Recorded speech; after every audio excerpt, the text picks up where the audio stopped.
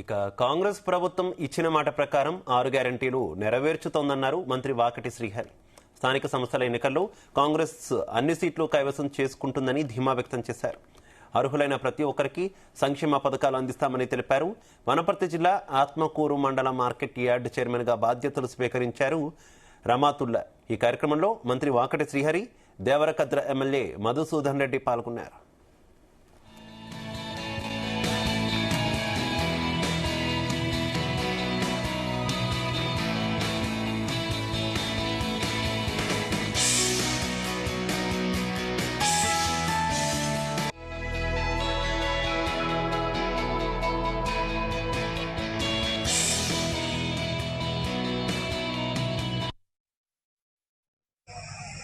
ఇది డబ్బులు కమ్ముడు పోయే పదవి కాదు.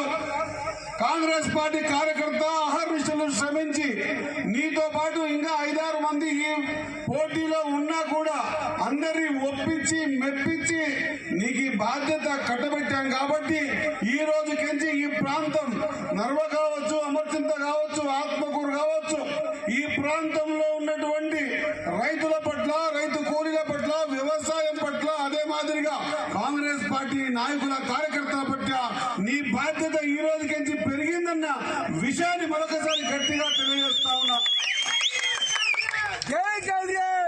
మన మార్కెట్ కమిటీ చైర్మన్ అయినామా, వైస్ చైర్మన్ అయినామా, డైరెక్టర్లు అయినామా, ఇక బండేసుకొని అద్దాలు దించకుండా కాంగ్రెస్ పార్టీ కార్యకర్తలను కలవకుండా కాంగ్రెస్ పార్టీ కార్యకర్తలను నువ్వు బేఖాతరు చేసి పోయే సందర్భం కాదు. ఇది చిన్న వయసులో ఈ అవకాశం దొరికింది. ఈ రోజుకించి మీ బాధ్యత పెరిగింది. కాబట్టి రహిమతులతో, కృష్ణారెడ్డి గారితో, మిగతా డైరెక్టర్లతో కోరుతా ఉన్నా, ఈ ప్రాంతం పూర్తిగా వ్యవసాయ ఆధారిత ప్రాంతం.